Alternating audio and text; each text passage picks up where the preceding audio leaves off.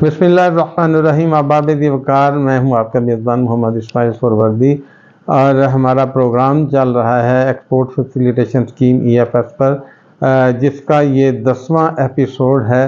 और जो 8वां एपिसोड था उसमें मैंने एक बात कही थी, पहले मैं उसकी तस्सीह कर दूं।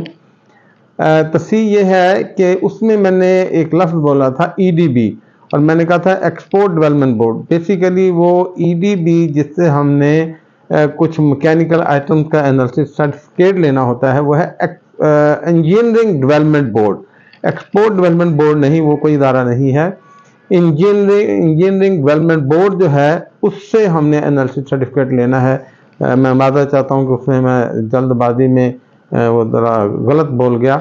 इसके अलावा पिछला एपिसोड मैंने काफ़ी सवालात के जवाब दिए, वो रिकॉर्ड करवाया था, लेकिन अनफॉर्चुनेटली वो बड़ा हमें मुख्तसर करना पड़ा। उसमें कुछ टेक्निकल प्रॉब्लम आ गए थे, इस वजह से मैं सारे सवालों का जवाब नहीं दे सका। सिर्फ 1.5 मिनट का एक एपिसोड जो है वो मुझे रिकॉर्ड करवाना पड़ा। तो बहरहाल आज आपके सवालात जो इस दौरान मुझे मौसूल हुए, मैं उनका जवाब देता हूँ वन बाई वन। एक सवाल ये आया था, मैंने कुछ दोस्तों को मैसेज भी किए, अपने इस प्रोग्राम में भी कहता हूं कि अगर EFS लाइसेंस लेने में या EFS लाइसेंस लेने के बाद अगर आपको कुछ मसाइल आ रहे हैं जो कि मेरे सुनने में भी आए हैं, फॉर एग्जांपल के बहुत सारे मिल ऑनर्स जो हैं वो EFS लाइसेंस होल्डर को EFS में 0 रेटेड माल नहीं दे रहे, या और भी इस तरह के प्रॉब्लम है। कोई एक मैंने अपने किसी एपिसोड में वैल्यूएशन का जिक्र किया था कि जो वैल्यूएशन असेस की जाती है वो ज़्यादा होती है, जबकि जब हम एक्सपोर्ट करते हैं तो हमारी वैल्यू कम होती है और फिर कंप्यूटर सिस्टम इसको एक्सेप्ट नहीं करता। ये भी प्रॉब्लम आ रहा है। और अल्लाह ताला का शुक्र है, मैं ये नहीं कहता कि मेरे इस प्रोग्राम की वजह से, लेकिन और भी मसाइल लोगों ने पेश किए होंगे, तो इस एसआरओ में तब्दीलियाँ आ रही हैं। बहुत सारी ऐसी तब्दीलियाँ जिनका मेरा ख्याल है कि जिनकी ज़रूरत थी, वो तब्दीलियाँ आहिस्ता आहिस्ता आ रही हैं। जिसमें एक दफ़ा ये भी बात शुरू में ये था कि ये जितनी वैल्यू का लाइसेंस दिया जाता है उतने की बैंक गारंटी या सिक्योरिटी इंस्ट्रूमेंट उतने का दिया जाएगा, लेकिन मैंने फिर अपने एक एपिसोड में ये बात की थी कि टेक्निकली असूलन जो है वो उतनी अमाउंट का इंडेमनिटी बॉन्ड या इंश्योरेंस गारंटी या पोस्ट डेटेड चेक या बैंक गारंटी देनी चाहिए जितनी अमाउंट की हमें एग्जम्पशन मिल रही है। वैल्यू अगर 10 मिलियन है तो हमें एग्जम्पशन तो 5 मिलियन की मिल रही है, तो लिहाजा एग्जम्पशन तो वो भी इस तरह से इस्लाह इसमें होती जा रही है। और मैंने ये भी बात कही थी कि अभी SRO नया है, शुरू हुआ है, इसमें मसाइल आएंगे, तो इदारे जो हैं वो इस काम के लिए ही बैठे हैं कि हम इन मसाइल को हल करें। याद रखिए कि हुकूमत ने, FBR ने ये जो SRO 957 दिया है, ये अपनी एक्सपोर्ट को प्रमोट करने के लिए दिया है, आपके लिए मसाइल पैदा करने के लिए नहीं दिया। अगर मसाइल आ रहे हैं तो आप, मेरा नंबर नीचे है, आप उस पर बताइए। मैं अपने तौर पर भी और आला हुकाम से मिलने के बाद इस मसले को हम आगे पेश करेंगे। इवन अपने चैम्बर ऑफ कॉमर्स जो हैं हर शहर के, उनसे हेल्प लेके हम अपने इन मसाइल को हुकाम बाला तक पहुंचा सकते हैं। तो इसलिए ये याद रखिए, मसाइल आते हैं लेकिन उनका हल भी होता है। अभी तक तो मेरे नॉलेज में जो मामला आए उनमें तो एक ये है कि हमें माल नहीं दिया जा रहा, दूसरा मसला वैल्यूएशन का भी आ रहा था, और एक मसला मैंने अपने गालबन 7वें 8वें एपिसोड में भी बताया था कि एक मसला ये भी आ रहा है कि लोग माल सेल कर देते हैं, उसकी इनवाइस नहीं काटते। जब उसकी इनवाइस नहीं काटते तो एक्सपोर्टर जो है, जब वो माल एक्सपोर्ट करने के लिए शिपिंग बिल बनाता है तो EFS उसे एक्सेप्ट नहीं कर रहा कि जनाब आपके स्टॉक में तो माल ही नहीं था EFS का, तो लिहाजा आपने ये माल कहाँ से ले लिया। बेसिकली वो माल तो उसने खरीद के, तैयार करवा के, शिपमेंट बना के पोर्ट पे पहुंचा दी, लेकिन जिससे खरीदा था उसने अभी तक इनवाइस नहीं काटी। क्योंकि हमारा एक आम तौर पे ये है कि पूरा महीना सेल करते रहे, महीने के ख़त्म होने के बाद फिर बैठ के एक ही दफ़ा इनवाइसें काटते हैं। अब वो इनवाइस जो है वो रिटर्न जो है सेल टैक्स की हमने 15 तारीख को जमा करवानी है, लिहाजा इंतज़ार करते हैं कि महीना ख़त्म होगा फिर इनवाइस काटेंगे। मगर याद रखिए कि जब तक इनवाइस नहीं कटेगी, वो माल जो लोकली परचेज किया गया है वो उस जो एक्सपोर्टर है उसके फोल्डर में, EFS होल्डर के फोल्डर में नहीं जाएगा, वहाँ स्टॉक शो नहीं होगा। लिहाजा ये भी आप दोस्त जो हैं अगर माल सेल करते हैं, जो माल खरीदते हैं وہ بھی اس بات کو جو ہے اس کی تصدیق کیا کریں کہ کیا ہم نے جو مال خریدا ہے اس کی زیرو ریٹڈ انوائس کاٹ دی گئی ہے، کیا ہمارے فولڈر میں ہمارے اکاؤنٹ میں یہ مال آ گیا ہے۔ اس چیز کو ذرا ضرور احساس کیجیے۔ بہرحال حکومت بھی اس معاملے پر غور کرتے ہوئے اس کا حل تلاش کر رہی ہے۔ اس میں بہت سارا ایسا بھی ہے کہ دوست ابھی شاید ڈاکومنٹڈ نہیں ہونا چاہتے، کیونکہ E F S license holder جو ہے لا محالہ وہ اس کی سیل ٹیکس میں رجسٹریشن ہوگی، اس کا NTN ہوگا تو ہی یہ سارا کچھ کر سکتا ہے۔ لوگ ڈاکومنٹڈ نہیں ہونے چاہتے، مگر یہ ایسا روایت ہے کہ جو بزنس کرنا چاہتا ہے اس کو ڈاکومنٹڈ ہونا پڑے گا، اور ڈاکومنٹڈ ہونا چاہیے۔ ڈاکومنٹڈ ہونے میں کوئی نقصان نہیں ہے، اور میرا یہ تجزیہ ہے، مجھے 39 ایئرز ہو گیا کہ کسٹم کلیئرنس سے وابستہ، تو میرا یہ تجزیہ ہے کہ جو لوگ ڈاکومنٹڈ ہیں وہی ترقی کرتے ہوئے اوپر آئے ہیں۔ ایسا کوئی شخص میں نے نہیں دیکھا جو سیل ٹیکس میں رجسٹرڈ بھی نہ ہو اور پھر اس نے مل بھی لگا لی ہو اور اس نے گاڑیاں بھی اس کی دوڑ رہی ہوں۔ میں نے تو آج تک ایسا نہیں دیکھا، جو بھی دیکھا ہے وہ ڈاکومنٹڈ ہی دیکھا ہے۔ لہذا اگر آپ ترقی کرنا چاہتے ہیں تو پھر ڈاکومنٹڈ ہوں۔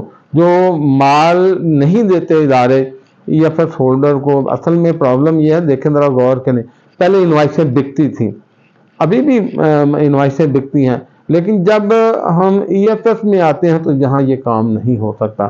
اب ان لوگوں کا یہ خیال ہے کہ اگر ہماری انوائسیں نہیں بکیں گی تو پھر آمدن کہاں سے آئے گی؟ تو انشاءاللہ رزق جو ہے وہ اللہ تعالیٰ نے لکھا ہے۔ آپ کوشش کیجئے ڈاکومنٹڈ ہو کر سیدھے راستے پہ ہم کام کریں، انشاءاللہ اسی میں اللہ تعالیٰ ہمیں ترقی دے گا۔ پھر ایک سوال یہ بھی آیا کہ جو لائسنس ہمیں ملتا ہے یہ کتنی دیر کے لیے ہوتا ہے؟ تھوڑا سے زحمت ہوگی آپ کو، میرے پچھلے ایپیسوڈ سنیے، میں نے 2 ایپیسوڈ میں یہ 2 دفعہ یہ بات ریکارڈ کروائی ہے کہ کیٹیگری اے جو ہے اس کو اتنے سال کے لیے لائسنس دیا جا رہا ہے، جو بی ہے B1 B2 ان کو اتنے سال کے لیے، C1 C2 کو اتنے، پوری ڈیٹیل میں نے اس میں دی ہے۔ تھوڑی سی آپ اگر آپ میں گزارش کروں گا کہ سبسکرائب کریں تاکہ ریگولر آپ کو یہ میسیجز جو ہیں، کیونکہ ابھی آگے تبدیلیاں آ رہی ہیں، میں ان سے بھی آپ کو آگاہ کرتا ہوں۔ تبدیلیاں آ رہی ہیں تو تبدیلیوں سے آگاہی اگر آپ جاننا چاہتے ہیں تو اس کے لیے پھر ضروری ہے کہ آپ تمام ایپیسوڈ سنیں۔ میرا یہ جو ہے کہ سبسکرائب کریں اس لیے نہیں ہے کہ مجھے کوئی یوٹیوب کی طرف سے کوئی فائدہ ہوگا، ایسا میرا کوئی ارادہ نہیں ہے، صرف یہ ہے کہ دوستوں کو اس سے آگاہی ہونی چاہیے۔ اس مقصد کے لیے آپ سبسکرائب کریں تاکہ آپ کو ریگولرلی یہ میرے ایپیسوڈ جو ہیں یہ ملتے رہیں۔ تو لہذا یہ جو کسی ایپیسوڈ میں نے یہ بات ریکارڈ کروائی ہے کہ اے بی سی ان کو کیٹیگری کو کتنا عرصہ کے لیے لائسنس جو ہے وہ دیا جا رہا ہے۔ اور دوسری بات یہ ہے کہ کیا لوکل سیل کے لیے ہمیں GD فائل کرنی ہوگی؟ یہ سسٹم ہی ایک GD کریٹ کی جاتی ہے، فائل نہیں کی جاتی، کریٹ کی جاتی ہے۔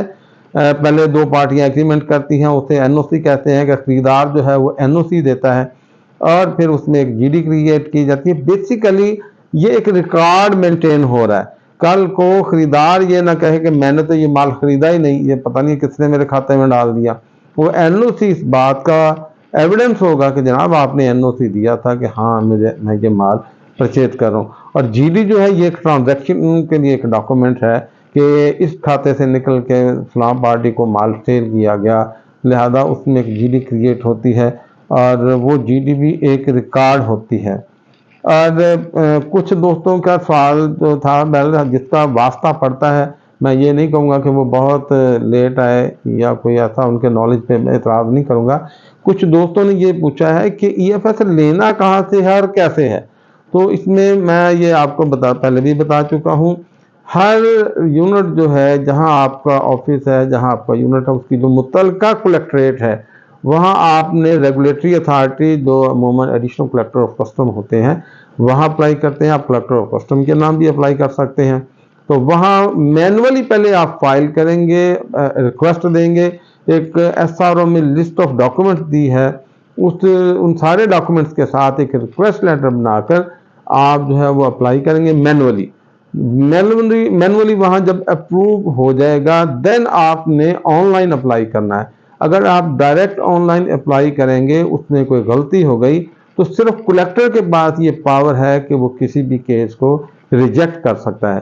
تو کلیکٹر تک جاتے جاتے 15 دن لگ جائیں گے، پھر واپس آتے آتے 15 دن لگ جائیں گے، لہذا آپ پہلے مینولی اپلائی کر کے اپروو کروا لیں۔ اور یہ آپ کسی کنسلٹنٹ کو، کسی کلیئرنگ ایجنٹ کو یا اپنے ہی کسی ماہر بندے کو دیں تاکہ وہ اس میں غلطی کے چانسز کم ہوں۔ اور جب آپ مینول یہ ہو جائیں گے اس کے بعد آن لائن ہو جائے گا، پھر آپ کو ایک لائسنس دیا جائے گا اور یہ سارا کچھ آپ کی پرفارمنس دیکھ کے، آپ کے کانٹریکٹ دیکھ کے سارا کیا جائے گا۔ بہرحال اس میں ایک سوال یہ بھی پیدا ہوتا ہے کہ اگر کسی کے مختلف یونٹ ہیں، مختلف شہروں میں ہیں، تو وہ پھر کس کلیکٹریٹ میں اپلائی کرے؟ تو اس کے لیے یہ ایک آپشن یہ بھی ہے SRO میں کہ وہ جہاں اس کا ہیڈ آفس ہے وہاں پہ بھی اپلائی کر سکتا ہے۔ ایک نام سے اگر مختلف شہروں میں اس کے یونٹ ہیں تو وہ پھر جہاں ہیڈ آفس ہے اس کلیکٹریٹ میں اپلائی کرے گا۔ اس کے بعد ایک سوال یہ آتا ہے کہ کیا EFS ہولڈر جو ہے وہ کمرشل ایکسپورٹر کو مال سیل کر سکتا ہے؟